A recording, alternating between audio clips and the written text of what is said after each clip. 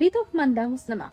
Writ of mandamus bu AQSh federal sudiga murojaat qilish orqali USCIS'ni immigratsion petitsiyalar yoki immigratsion arizalarni ko'rib chiqishga majbur etish uslubidir.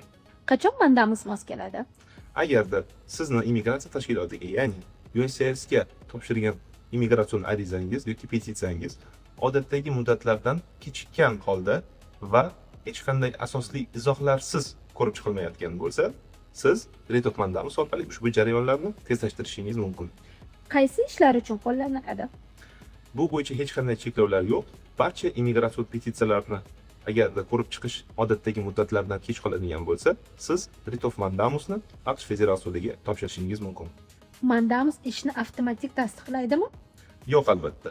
Mandamus bevosita ushbu ishlarni ko'rib chiqilishini tezlashtirishi mumkin. ILG qanday yordam beradi? Biz sizni holatingizni chuqur o'rgangan holda, sizni holatingiz qanchalik writ of mandamusga mos kelishini va agarda mos kelgan taqdirda bevosita ushbu writ of mandamus arizasini federal sudga topshirishda yordam beramiz.